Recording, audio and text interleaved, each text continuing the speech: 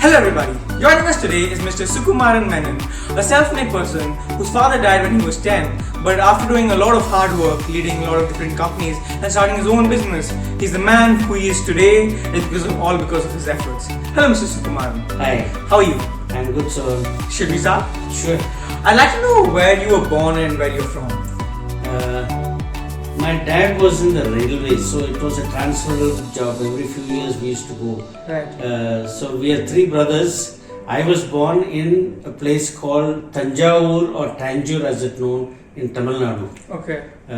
In fact, till my second standard I was having a Tamil medium education. So it was transferable job, and being born in Tanjavur, I had my early education in a place called Karaikudi, also in Tamil Nadu. And then we came to Bangalore, where we have been in Bangalore for a long time. And then we were transferred to a place called Palakkad in Kerala. That's where I was about 10 years old when my father passed away. Okay. He was in the Indian Railways, a divisional engineer in the Indian Railways. And he had a massive heart attack while he was inspecting the tracks in Calicut railway station. In Kerala? In Kerala. Right. And he never recovered from that. Twice he collapsed, and that was it. I was at that age where I was neither too young nor too old to understand what is death and things like that. But my mother was a widow at a very young age. And then we decided to move from Kerala back to Bangalore because we don't, as a Malayali, I don't know how to read and write Malayalam. Okay. We are more conversant with English as the first language and Hindi as the second language. So it was a very wise decision that my mother took to move from Kerala to Bangalore. Initially we studied in Baldwin's for some time, and then we moved to Kendriya Vidyalaya IAS Center. Right. So my schooling was I didn't go from first standard to 11th standard in one particular school. There again, I studied, my brother and I have studied in Coimbatore. We studied in Karaikudi in Bangalore, and finished our education in Kendriya Vidyalaya. I did my PUC from Christ College. Bangalore. In Bangalore. Right. And then for my uncle who was based in a place called Tellicherry in Kerala, talked to my mother about an institution called as NTTF, which was at that time in the 70s a pioneer institution for a new branch of engineering called tool and die making. So she said it's a course which is guaranteed for a job and things like that. So I was sent to Kerala for my engineering. I did my tool and die making from NTTF in Kerala. Okay. At the age of? I passed out in 77. In 77, I was 23. I got my first job in the Indian telephone industries in Raebareli. It was a campus interview, and everyone preferred to come to Indian telephone industries, and Bangalore was a famous company. We used to make all the telephones. I don't know if you've seen the old modern telephones where you dial up the numbers. The Indian telephone industries is a public sector undertaking that was making these telephones. So a lot of my friends decided to come and take up a job in Bangalore. But I'm being a Bangalore, I wanted to get away from home and see and discover new places. I landed up in Raebareli. In UP. Okay. Raebareli was the constituency of Indira Gandhi. Okay. It's close to Lucknow. Right. So I landed up in Raebareli, and then two of my friends, I got bored with the job because in public sector, you're just out of college, you're a lot of enthu for doing things, and I didn't want to get into the mundane kind of life. But public sector is all mundane. You can't really experiment, you can't take initiatives. Everything is, square cubicles, you have to be in that and you can't move. So two of my friends joined a very small company called as Indian Die Casting Industries in Aligarh in UP, very close to Delhi. Aligarh Muslim University, you must have heard of. It's the same place it's called as Aligarh. So they said, what are you doing there? Come join us here. In those days, getting a job in a public sector undertaking was like job guarantee for life, so to speak. Okay. It's a public sector job, it's a government job. Right. Nobody can sack you, nobody can do anything, you're made for life. But leaving that, you should be, it was deemed crazy if you left the job there. Right. But I left the public sector, resigned from the public sector job and joined a company that is probably 50 times smaller than Indian Telephone Industries in Aligarh. But I got introduced to a subject called as die casting. Die casting is, we talk about, is where molten aluminum is poured into molds and you get casting form. If you look under the bonnet of your car, anything that you see in aluminum is made through this process called die casting. So that is where I got introduced to this process called die casting, and I fell in love with that process. And it was invigorating to work in an environment. Aligarh was, I learned the famous word jugaad. Right. You improvise things there. Totally. There was nothing fantastic happening in engineering sense, but we had to improvise a lot. And the die casting is a profession where you create castings. So it was a branch of engineering which is really fantastic. You can Experiment and do a lot of things. And so I spent 5 years in Aligarh, but I always had this craving to be my own boss rather than work for somebody. So anyway, I got married. I fell in love with my wife to be in Aligarh. She was my neighbor. Okay. I fell in love with her. Much against the wishes of her parents, my father-in-law. We got married. Okay. Registered it was like, have you seen the movie Ek Duje Ke Liye? No. It's an old movie, a love story between a South Indian guy and a North Indian girl. Okay. So it was something like that. It was, my Hindi was poor, but we communicated in English, and so we got married. And my mother said Aligarh was also famous for its riots. There were a lot of Hindu-Muslim riots in Aligarh. So whenever there's a riot, there used to be curfew, and we were stuck either in the factory or we were stuck at home. So my mother said after I got married, she said no more staying in Aligarh. We come down and look for a job in Bangalore. So then after marriage we came down to Bangalore. I worked for a die casting company in Bangalore before I got another job with Mahindra and Mahindra in Mysore. Okay. So I was with Mahindra Mysore for 5 years. Then a childhood friend of mine came up to me and asked, since you are so passionate about die casting, if we found an investor, would you be interested in joining us to start a die casting company? With your childhood friend? With my childhood friend and another partner who was willing to invest in the business. Right, okay. So this became, you can say, this was my dream come true for me to start something on my own instead of working for somebody. So I quit Mahindra's and we started a company in Bangalore called as Zenith Die Cast. It was a die casting company, and before this, while in Mysore, my eldest son was born. His name is Rahul. Currently, he is a lieutenant colonel in the army. He is a maxillofacial surgeon. Okay. And I'm very proud of his achievements in terms of he went through the BDS in Davangere, and then he did his MDS through the army in the Delhi hospital.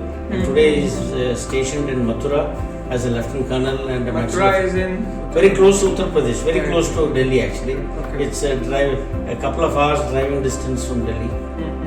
Mathura, Vrindavan, all that is all close by actually. Okay. So then we started this company in '86 called as Zenith Die Cast. In '87, my younger son was born, Nikhil. He is currently in Amazon and based in San Diego in California. He is not here. So we started this industry, Zenith Die Cast. It was good to be my own boss. We had about 40-50 employees. Okay. We had 2 machines and we had excellent customers. We used to supply to Bosch. We used to supply to Dynamatic Technologies. We used to supply castings. Okay. Can you tell me some of the products, of die casting? Because if you know the Kinetic Honda scooter, the brake levers. Right. When Kinetic Honda was launched, the brake lever, we got the order for making the brake levers. The difference between Kinetic Honda and other scooters at that time was all the other scooters were geared scooters. Kinetic Honda was the only one which had non-gear movement, so to speak.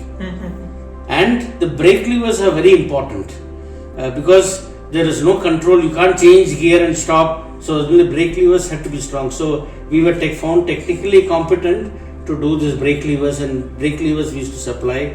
Then for Eureka Force vacuum cleaner, we did a lot of parts.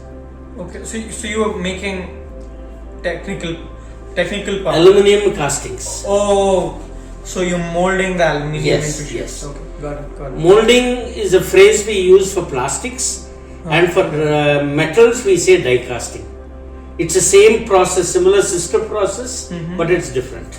Die casting. Die for casting aluminium. for aluminum. Earlier it used to, when I started and when I made an entry into the die casting industry, zinc was predominantly more die casting than aluminum. But towards zinc is heavier, we talk about lightweighting.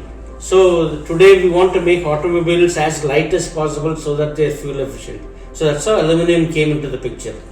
So aluminum die casting from 86 to 2000 we did very well. But then I had in 95 I had a heart issue. Because of that heart issue, and then I had differences with my partners. I came out of that business in 2000. Then I worked as a director of another die casting company in Pina called as Gravicast. But I wasn't too happy there because traveling, I used to be based in Koramangala. I have been in Koramangala for more than 20-25 years. Driving from Koramangala all the way to Pina and back. So I gave up on that. I went into consulting. It's a decision I took to start with. In 2000, between 2000 and 2003, I was consulting for other die casting companies, both buyers and manufacturers. Okay. So this is how my consulting started, and consulting gave me a lot of job satisfaction because if I had a choice, I would have been a teacher actually. I love teaching. In any subject? Any subject. Right. But especially so in die casting, because as a consultant, I was doing training programs in die casting So to all the effectively buyers. teaching. So it was, I felt every time I do this training program is usually a 3-day program covering all the subjects, and I used to enjoy it so much doing those training programs. Right. So consulting was good. It went on till one of my customers in Chennai in 2007 said they got into a collaboration with an American die casting company and said, why don't you join us? I said, no, this is in Chennai, I am based in Bangalore, I can't leave my family and come. They said, please join us, we'll come spend 15 days and then 15 days you can spend in Bangalore. So I said yes, but I was made the president of the company, but when you are leading a company, you can't differentiate between 15 days off and then switch off for 15 days and then relax here. I ended up working full time 24/7 in Chennai. Okay. Because it was a new collaboration. So when I first went as a consultant, the owners of that company asked me, what is it that we can do to improve? I said, if I had a magic wand, I would just swear, take everything away and build everything new. And that's exactly what we did. Okay, nice. We totally revamped that company, bought in new machinery, hired new people, started literally from scratch, but we had existing customers, so that was the advantage.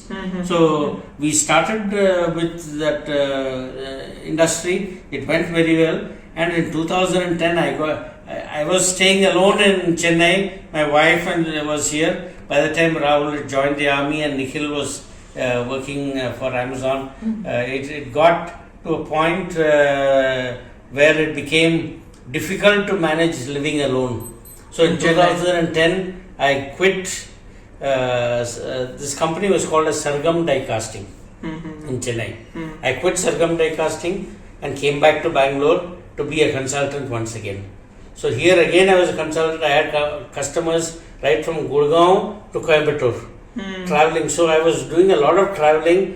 10 to 15 days in a month I was traveling with different customers, both buyers and manufacturers. So that was the diversity of my clientele. Was I could choose, I could pick and choose my customers. I had a choice of doing that.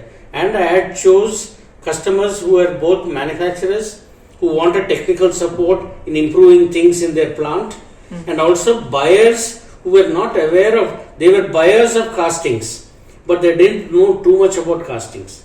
Right. So they wanted somebody on the inside who could tell them this is good and this is not good. Give them the knowledge. Give them the knowledge. So that is what I was doing. Nice. COVID came in between. In 2012, I lost my wife. Okay. She passed away in 2012. So for the last 10 years, I have been alone. Both my children are away. My elder son is in Mathura. My younger son is in the US. I stay alone here.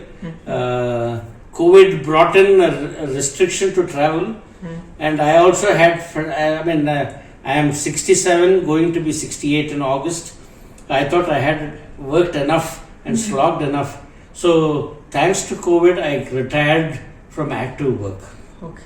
I completely gave up my consulting work, all kinds of activities, and I could not even pick up my photography is my passion in between. And because as a part of my work, I had an opportunity to travel to several countries. I should take my camera and shoot pictures there. Amazing. Plus travel within the country and shoot pictures. And I was fond of black and white, as you can see. Right. My pictures are generally black and white, and the photography was giving me a lot of what should I say? It was giving me a lot of peace, so to speak, and it was good for me to get away from the regular routine of work, and I used to spend a lot of time on photography. I've given up on photography also now, I'm sorry to say that. It's completely come to a standstill. I had a Nikon D600 with wonderful lenses. My niece in Jabalpur has started a photography business, and she didn't have a good camera. She was here last week and I handed over my camera and lenses to her. I donated it to her because she can find more use for it than what I can do. So that's where I am today. In Stellar Pure Sanctity, for several years I have been on the MC. I have been the president of the association several times. Only this year I have taken a back seat. Right. So in all sense, I am retired from everything and just having a relaxed life now. So that's in just the story of my life. Wow. Wow. What an adventure. Right. I don't know, usually I talk to people, they tell me a little, then impromptu, I can ask them a question. You've just given me a whole life story. Yes. Thinking about what to ask. How was the shifting between the businesses? You mentioned a lot of businesses. Mostly a lot of people, they tend to stay safe, they tend to stay in one job. Correct. What are your opinions about why you wanted to shift?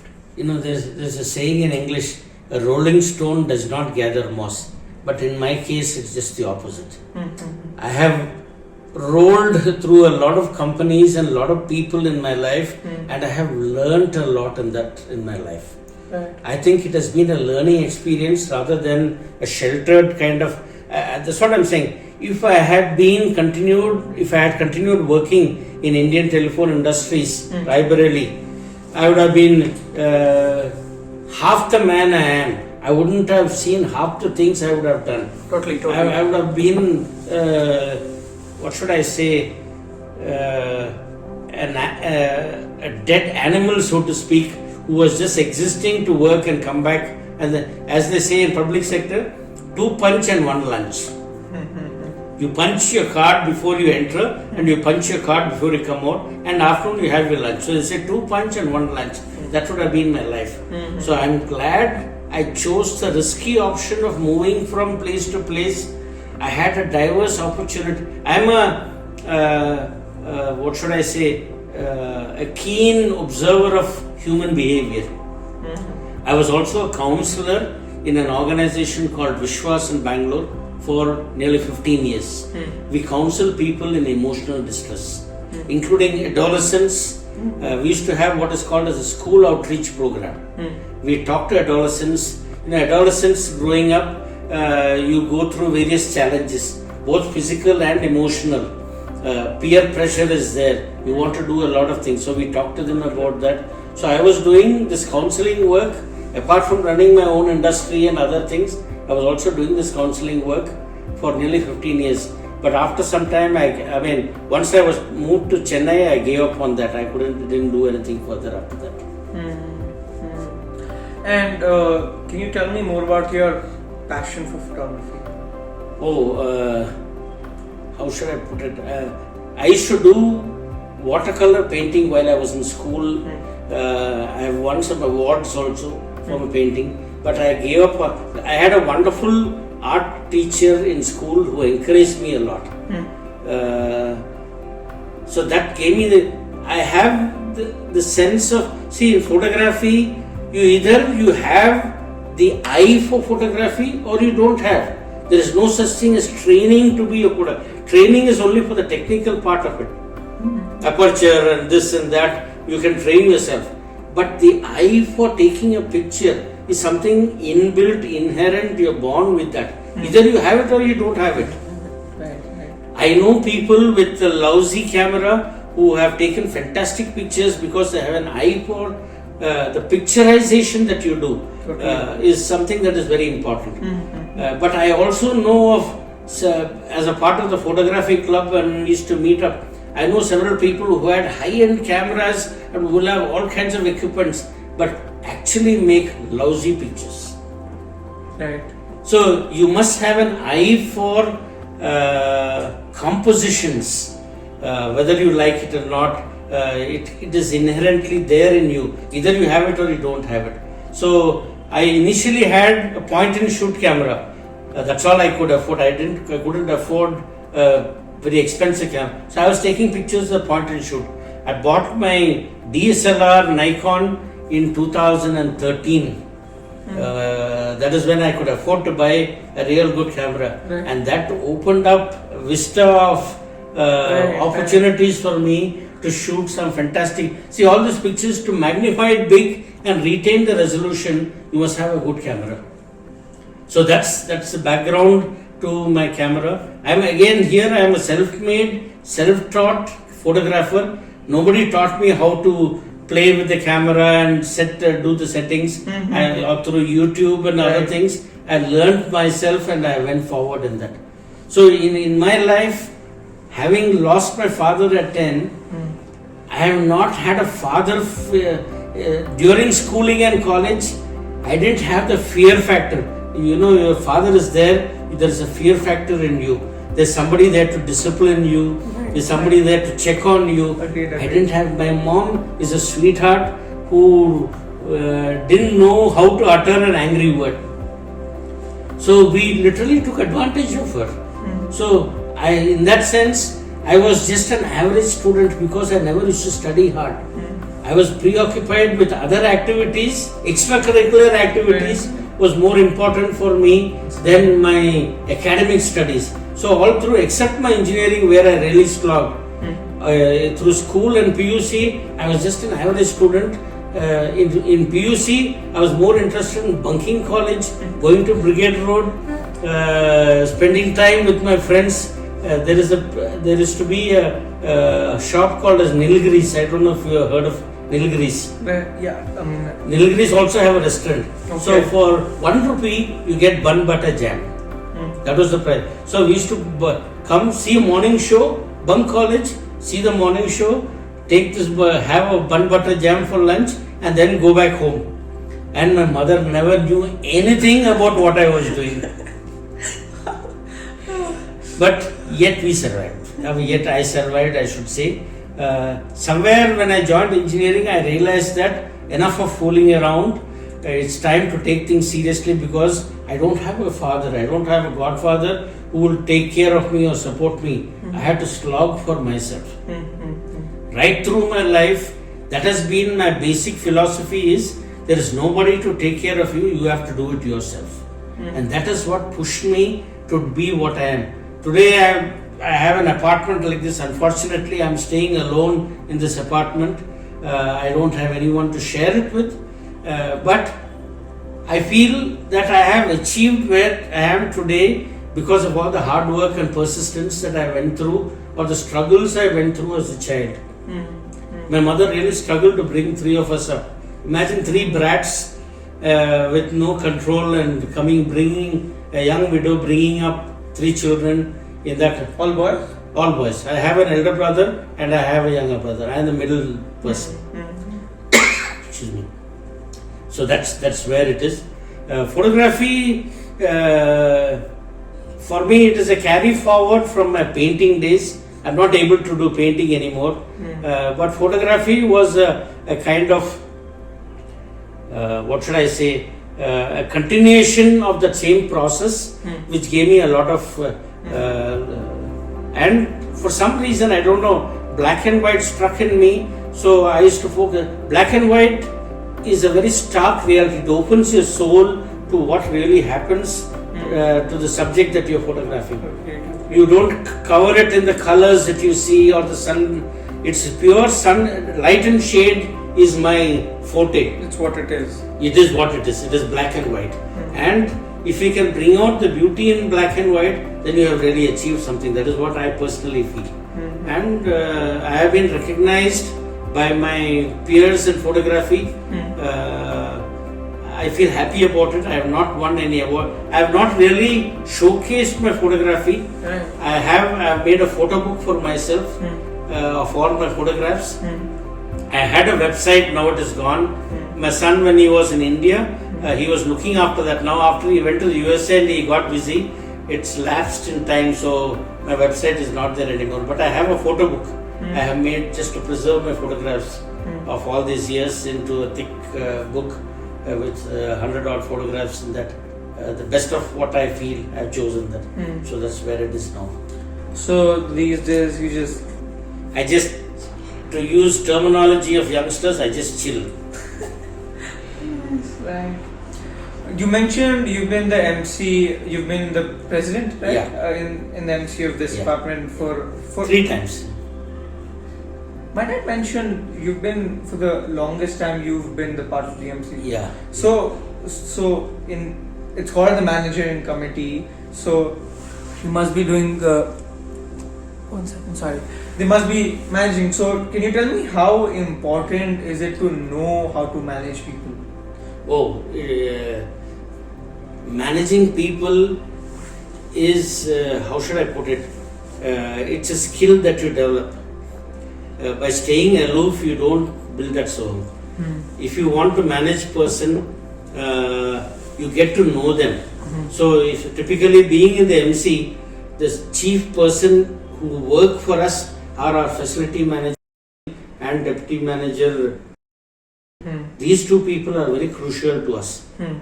So it's important that we manage them. Once we manage them, they manage the rest. The MC really doesn't manage people to people in each of the departments. It is the manager who does that. So our job is to manage the managers, look after them, take care of their concerns, support them when they need it, because there are some residents who are not very kind to them, but we need to support them regularly.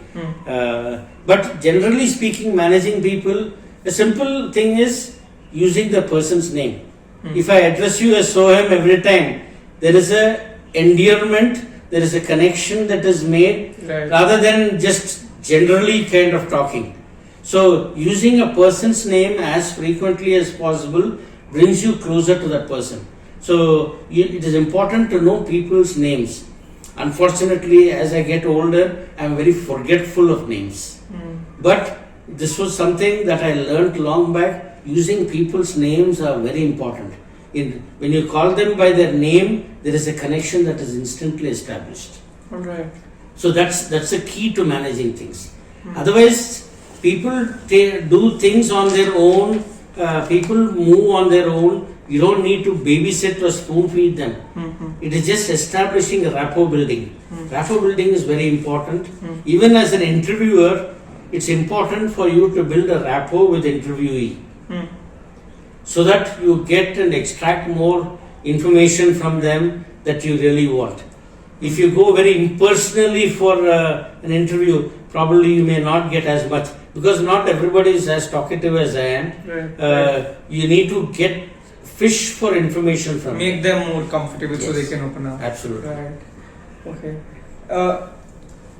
You said one point about taking their name and addressing them. Can you tell me another thing so as to be efficient in managing people?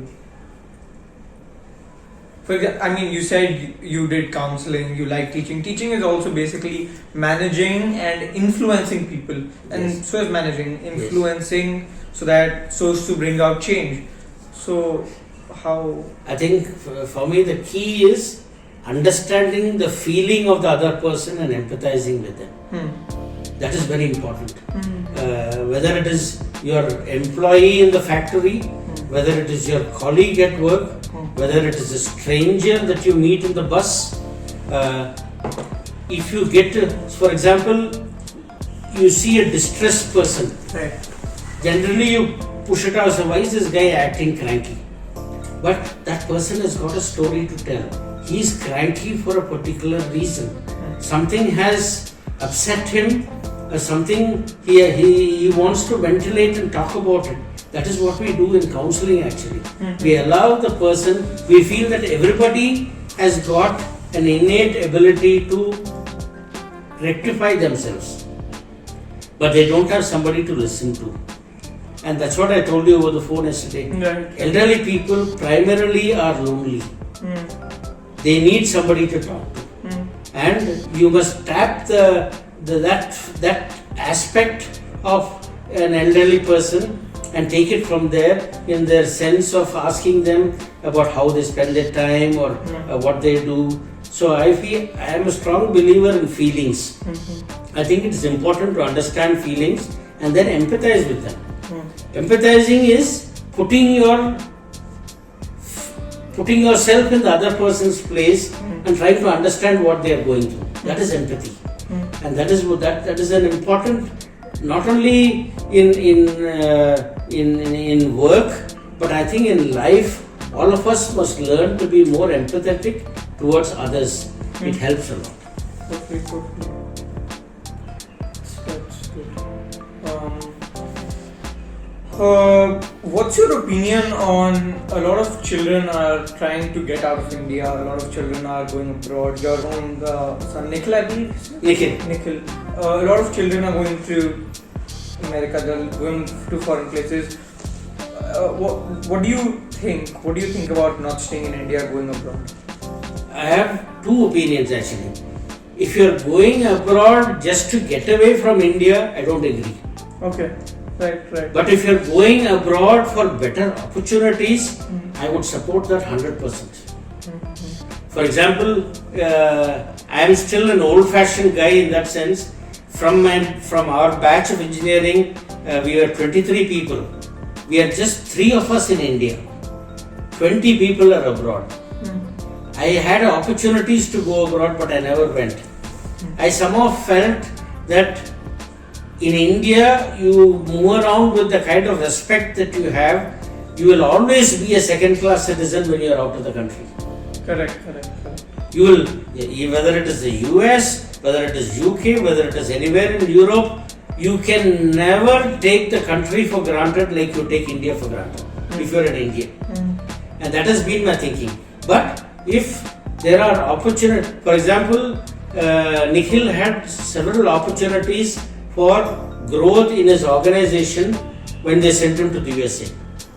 So I told him, take it, go for it. So that helped him. He has been there since 2017. Now he's been 5 years in the US and he has progressed a lot. So like this, if you have an opportunity to go abroad, whether it is for higher studies or whether it is for employment, that opportunities that you have there which you don't have in India, I say go for it. But going just for the heck of it to say I want to go to a foreign country and study, I want to go to a foreign country and work and disown our own country, I am still old-fashioned in thinking that's not right. I agree, I totally agree with you. Can you tell me what are some of the important skills that children of this age must know for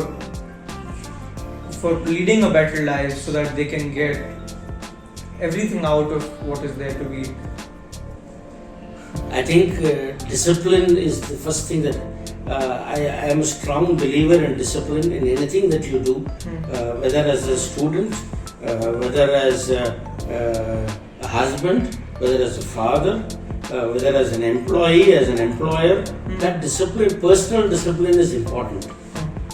I really appreciate you said 5:30, you were here bang on 5:30, and I think that's a wonderful, the punctuality that we talk about is wonderful to have. These are qualities that will stand you in good stead in the future. So that personal self-discipline, today I know kids are onto, there are some youngsters playing here. I don't know if you have observed, they're all in the 16 to 19 year category. I don't know which apartment they belong to. There's a group that plays cricket and create a lot of racket in the swimming pool. Right. I feel they should respect the community and be a little less vociferous in understanding are they disturbing people around them. That's a part of the discipline. We were also youngsters, we were also adolescents, and we also rebelled and did things. But somewhere parental guidance, parental advice is very important at this age. So I think they should look up to the parents. Unfortunately, during adolescence, peer pressure or wanting to keep the peers happy is more important than keeping the parents happy. That is the general tendency of adolescence. Right. But I think you should respect your parents, listen to their advice, and I think everything will be all right. And it's wonderful to see the kind of initiatives that you are doing. At 15, I couldn't think of such things, to be honest with you. I had other priorities in my mind at that time. Was looking good, making sure how well. We used to go to Brigade Road to see the girls in Brigade Road. Those are the kind of things that we were doing as adolescents.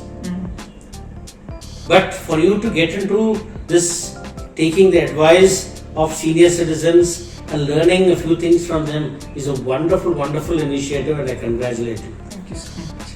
Thank you. Anything else you'd like to say? Anything in your mind you've been trying to get out and get into the world and get into people's head? Just anything? That's a wonderful question. All I want to say is, I think children shouldn't lose track of their parents.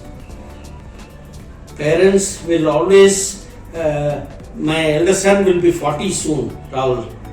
But he's still my son, he's still my Chotu. Or my Nikhil will always be my Chotu. He is going to be 35. So children will always be children to the parents.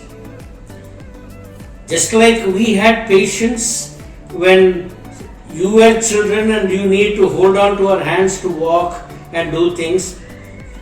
Children need to have patience with their parents as they get older, so that they understand what the parents are going through, and then support them as best as possible. That's what I feel. Awesome. Thank you, Mr. Sukumaran. Suku is also fine. Suku, thank you, Mr. Sukumaran, for joining us today. It's been wonderful talking to you. Your guidance, your way of talking is, I'm so deep into this conversation. I just love it. Thank you for joining me today. It's been a pleasure. My pleasure. You gave me an opportunity to talk, and thank you for that.